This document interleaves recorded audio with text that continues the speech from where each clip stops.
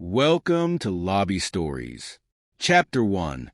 Today is my birthday, but instead of celebrating, I find myself alone in my apartment. My name is Mark. I'm 28 years old and work as a software engineer at a large tech company. Despite my professional success, my personal life feels empty.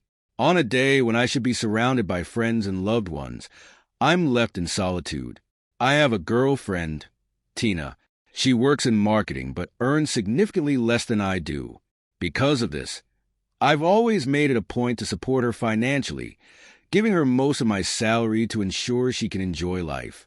Tina often goes out to clubs and parties, and I've always been her unwavering support, cooking for her, taking care of the house, and standing by her side like a loyal partner. But today, on my birthday, she's not here with me. Instead, she's out with her best friend, Rocky. Rocky is a recent college graduate who is currently unemployed. Everything he wears and every place he goes is funded by Tina. In many ways, she acts as his bank, showering him with the money that I've worked hard to earn. And today, I discovered something that shattered me. Tina has been spending that money on more than just her best friend. As I scrolled through my social media feed, a post from Rocky caught my eye. It was a photo that only I could see, hidden among his other moments. The image was innocent enough at first glance, just two pairs of hands resting on a hotel bed. But then, I recognized Tina's hand, her delicate wrist adorned with the bracelet I had given her on our anniversary. My heart sank as I realized the truth. I had spent the entire day preparing a special meal for myself, a small attempt to find some joy in an otherwise lonely day. I made my favorite dishes and even baked a cake, but as the cold night settled in, the food grew cold too.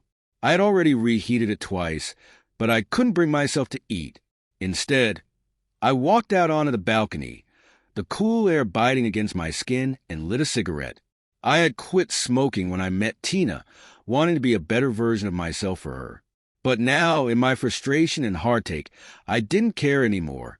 I called Tina multiple times that night, but she didn't pick up. I waited for her, the hours ticking by slowly until morning arrived.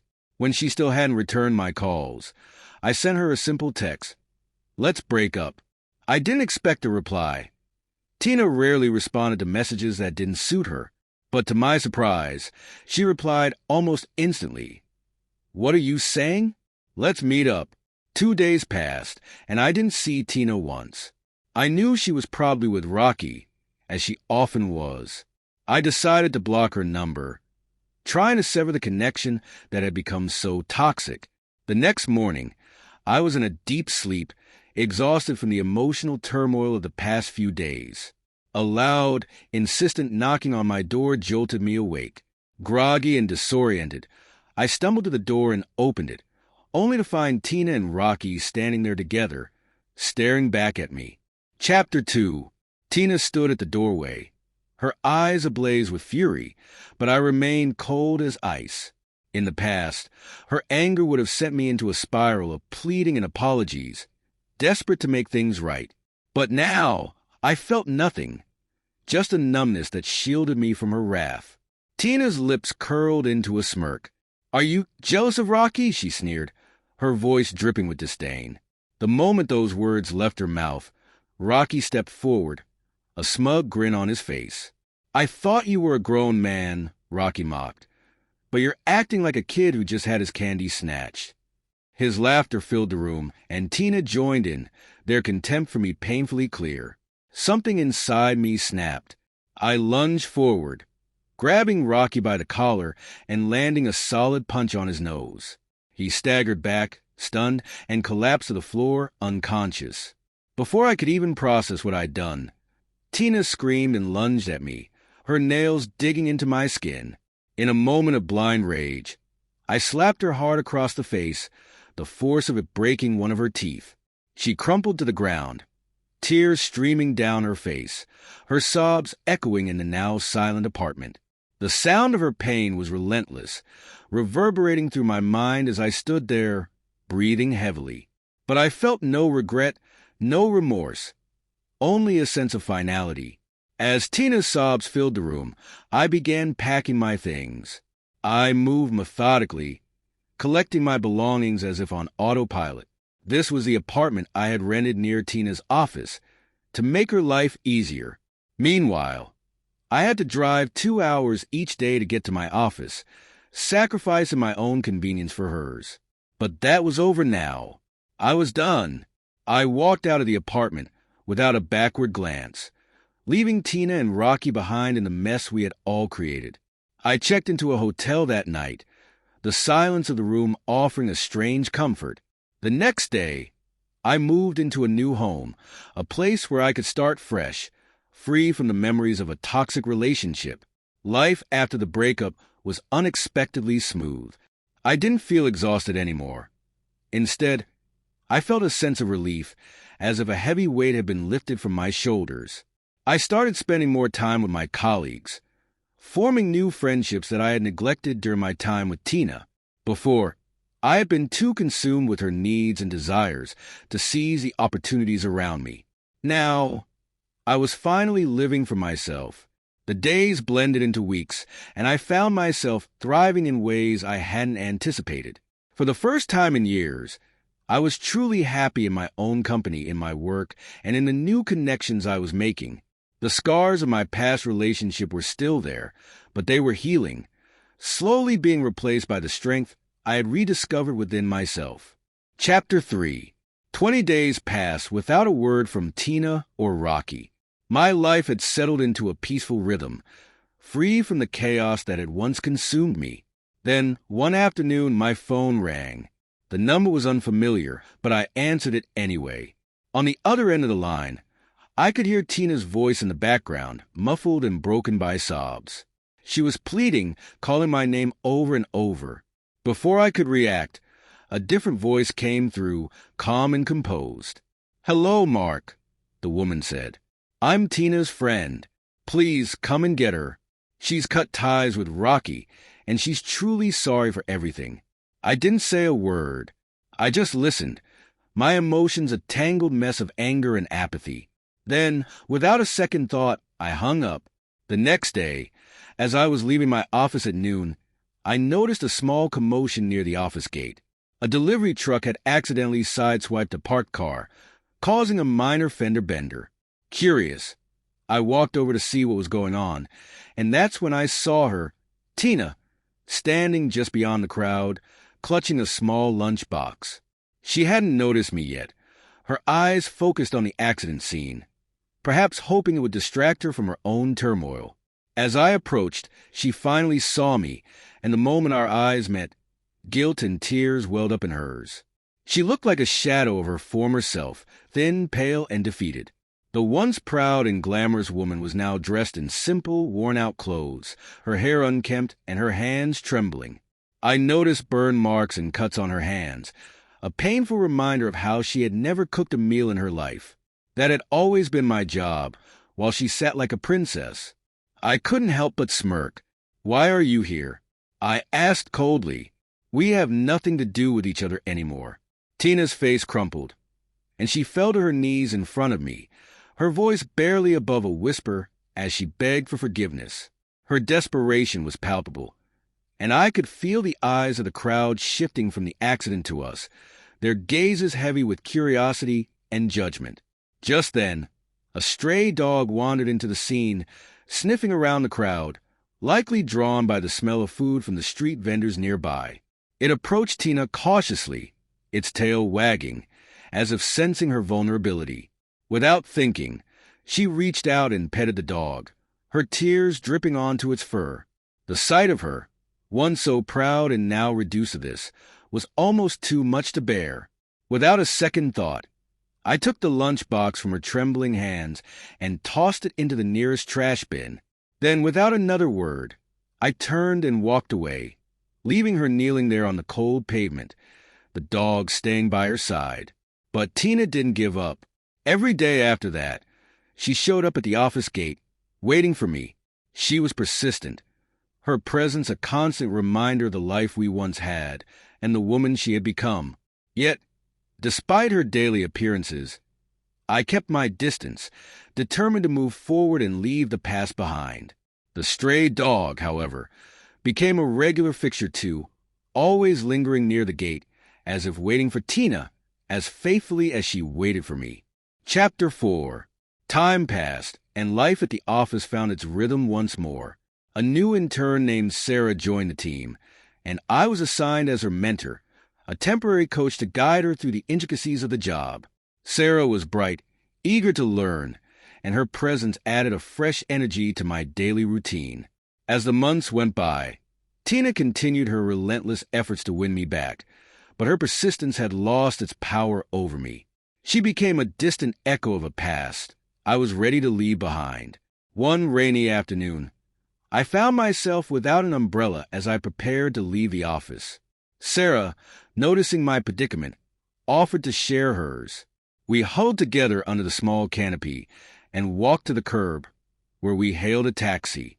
Just as we were about to get in, I spotted Tina across the street. She was standing there, holding an umbrella, a forlorn expression on her face as she realized she had brought it for me. But something in her had changed. She looked broken, as if she had finally lost the last glimmer of hope. For days after that, Tina didn't show up at the office gate. I received a message from her friend, telling me that Tina was bedridden with a high fever, deliriously calling my name in her sleep, begging me to come back. But I couldn't. I wouldn't. Meanwhile, the bond between Sarah and me grew stronger. We started spending more time together outside of work, our relationship blossoming into something more than just colleagues. We began dating, and for the first time in a long while, I felt truly happy. It wasn't long before Tina found out about us. The news hit her hard, and she reacted with all the fury of a scorned lover. One day, she stormed into the office, causing a scene that none of us could have anticipated. Her eyes wild with anger and hurt, she pointed a trembling finger at Sarah, accusing her of being a third-wheel wench and blaming her for stealing me away. The office buzzed with whispers as everyone stopped to watch the drama unfold. But Sarah wasn't like Tina. She didn't cower or back down. With a calm yet steely resolve, she faced Tina head-on. "You need to stop this, Tina," she said firmly, her voice carrying a weight of confidence that stunned everyone in the room. Tina lunged at her, her fury taking control, but Sarah, swift and unyielding, slapped her across the face, the sound echoing through the office. The shockwave of the slap rippled through the crowd, leaving everyone stunned into silence. I got word of the altercation from our team leader, who told me there was a commotion involving Sarah and Tina. My heart raced as I rushed to the scene, worried about what I might find. When I arrived, I saw Tina on the floor, bruised and bleeding, her face a mix of shock and despair. Sarah stood tall above her, unshaken, her eyes blazing with a fire I had never seen before. Tina looked up at me, her eyes pleading as she realized I was not rushing to her side. "Mark," she sobbed, reaching out toward me. "Please, I'll change. Just come back to me. Please, Mark." But her words felt hollow, a desperate echo of a past she had shattered with her own hands. I moved to Sarah's side, gently guiding her away from the scene. Tina's cries followed us, her once proud voice now broken and raw. I didn't look back as we walked away, the office buzzing with the aftermath of the confrontation. Later, as Sarah and I sat in a quiet cafe, she reached out and took my hand. "I'm sorry that happened," she said softly, her eyes filled with concern. "I didn't want things to get so out of hand." I squeezed her hand, grateful for her strength and her presence in my life. "You don't need to apologize, Sarah. You did nothing wrong." The incident with Tina was a turning point, not just for her, but for me as well. It solidified my resolve to move forward, to leave the past behind and embrace the new life I was building. Tina had been a part of my life for so long, but that chapter was finally closed. I was ready for what came next, with Sarah by my side. Chapter 5. Tina was escorted out of the office by security, her pleas and protests echoing down the hallway as I hurried Sarah to the hospital for a checkup. Despite the commotion, Sarah remained calm, her confidence unshaken. As we waited for the doctor, she turned to me with a playful smile. "You know," she began, her eyes sparkling with mischief, "I'm a black belt in martial arts." I blinked in surprise. "Really?" Sarah nodded, the smile growing wider. "It's true. That's why I didn't get a single scratch from Tina. It wasn't much of a fight." She chuckled, but there was a sadness in her eyes that she couldn't hide. I reached out and took her hand, feeling a pang of guilt. "I'm still sorry you had to go through that," I said softly. Sarah squeezed my hand, her expression turning serious as she looked into my eyes. "Mark, do you love me?" The question caught me off guard, but there was no hesitation in my heart. I nodded and said, "Yes, I do." Her smirk returned, but this time it was tinged with a fierce determination. "Good," she said, her voice firm, "because you're mine now and no one is going to take you away." As the weeks went by, our relationship deepened and the world around us began to take notice. Sarah's true identity was revealed in the news. She was the sole heir to a major corporation, a fact she had kept hidden until now. The revelation sent ripples through our social circles, but it didn't change the way I felt about her. That evening, she picked me up from work in a sleek, black luxury car, and we went to dinner at one of the city's most expensive hotels. Her family was there, and they were cheerful and welcoming, treating me as one of their own. It was a stark contrast to the life I had known, but with Sarah by my side, I felt like I belonged. Despite the joy and excitement of my new life with Sarah, Tina's shadow lingered. She had returned to her old routine of following me, her eyes hollow with despair as she watched me from afar. I ignored her, focusing on my commitment to Sarah. Our bond had grown unbreakable, and I was determined to move forward. One evening, as the sun dipped below the horizon, casting a golden hue over the city, I decided to take the next step. I proposed to Sarah, my heart pounding with anticipation as I knelt before her. She said yes without hesitation, her eyes brimming with tears of happiness. We began preparing for the wedding, each day bringing us closer to our future together. But even as we planned our new life, Tina's presence was never far away. I would often catch glimpses of her from a distance, standing alone near my office or outside my house, her shoulders hunched in sorrow. She no longer approached me or caused scenes, but the sight of her weeping silently in the shadows was a constant reminder of the past I had left behind. One day, as Sarah and I were finalizing the details for our wedding, I spotted Tina again, her figure barely visible through the fog of an early morning. She stood across the street from our home, her eyes fixed on the ground, as if the weight of the world had crushed her spirit. For a moment, I felt a twinge of sadness, but it quickly faded as Sarah wrapped her arms around me, pulling me back into the warmth of our present and the promise of our future. Tina was a chapter in my life that had come to a painful end. Now, with Sarah, I was writing a new story, one filled with love, trust, and the kind of happiness I had once thought impossible. The preparations for our wedding continued, each day bringing us closer to a life where we were finally free from the shadows of the past. Chapter 6. One day, as I was leaving work, I was startled to see Rocky waiting for me outside. His face was twisted with anger, and the moment he saw me, he stormed up, his fists clenched at his sides. "Why don't you just let go of Tina?" he spat, his voice laced with venom. "Leave her alone, so I can make her mine completely." I stood my ground, staring him down. "What are you talking about, Rocky? I've moved on. It's Tina who won't let go." He smirked, a cruel glint in his eye. "Do you know she often called you boring? Said you had no sense of living or dressing. That's why she's better off without you." The word stung, but I refused to let him see it. My hand moved on its own, and before I knew it, I had slapped Rocky hard across the face. He stumbled backward, falling to the ground, a look of shock replacing his smug expression. Just then, an angry voice cut through the tense air. "Rocky!" I turned to see Tina marching toward us, her face a mask of fury. For a split second, I thought she was going to take Rocky's side, but to my surprise, she didn't. Instead, she launched herself at him, her fists flying.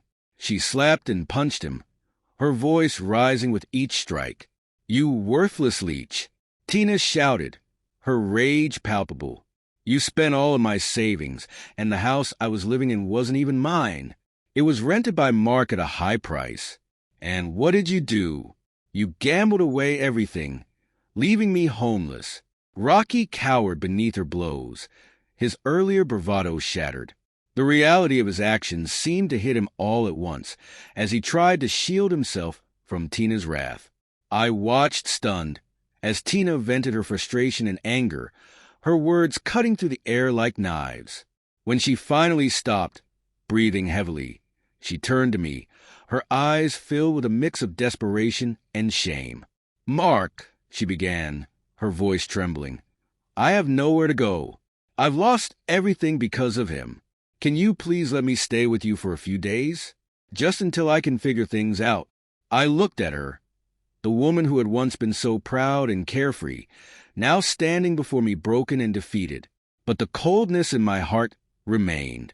"Miss Tina," I said evenly, "your situation doesn't concern me anymore.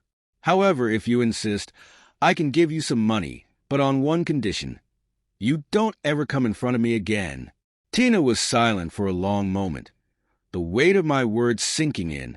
Finally, she nodded, her eyes downcast. "Okay," she whispered, the fight in her completely gone. She took the money I offered and walked away without another word.